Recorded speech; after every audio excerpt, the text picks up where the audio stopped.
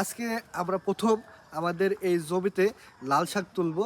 আর এই জন্যই হচ্ছে এই ভিডিওটা করা, মূলত যে আমাদের লাল শাকগুলা আজ প্রথম আমাদের নিজের হাতের আবাদগুলা যে উঠবে এবং বাজার যে বিক্রয় করব সেটা আজকে আমি দেখাবো। আসেন, ওখানে আমার হচ্ছে একটা ভাইস্তি আছে, আমার হচ্ছে ছোটো ভাই নয়ন আছে।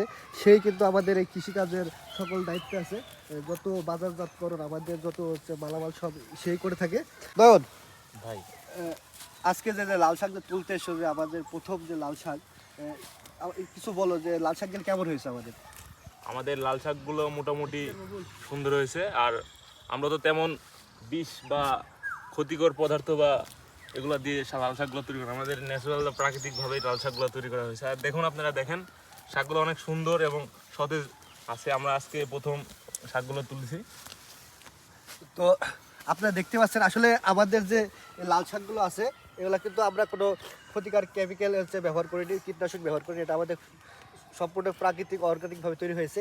আপনারা দেখলে বুঝতে পারবেন যে আমাদের পাতাগুলো কতটা সতেজ, যেটা অর্গানিক। আমাদের হচ্ছে মূল টার্গেটই হলো অর্গানিক প্রোডাক্ট তৈরি করা এবং হচ্ছে বাজারজাতকরণ করা, যেন আমাদের অডিয়েন্স বা কাস্টমারগুলো যেন হচ্ছে ভালো মানের জিনিস পায়, সে লক্ষ্যে আমাদের কাজ করা।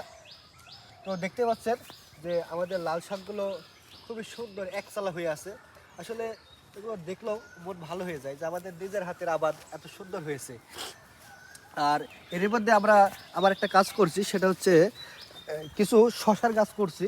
এটা আমাদের লাল শাকগুলো সম্পূর্ণ ওঠানোর পরে এই শশার গাছগুলো পরিচর্যা শুরু হবে। আপাতত এখন হচ্ছে এভাবেই আছে, দেখতে পাচ্ছেন আমাদের হচ্ছে শশার গাছগুলো। লাল শাক তোলার পরে এটা হচ্ছে আমরা হচ্ছে মাচা তৈরি করে দেব। তারপরে হচ্ছে এটা আস্তে আস্তে বড় হবে, যেটা মাস দুয়েকের মধ্যে হচ্ছে আমরা ফল পাবো, এটা আশা করছি। তো এমন ভিডিও পেতে হলে আমাদের পেজে লাইক ফলো দিয়ে থাকবেন এবং আমাদের সবসময় সাপোর্ট দেবেন, এটাই আমাদের প্রত্যাশা। ধন্যবাদ।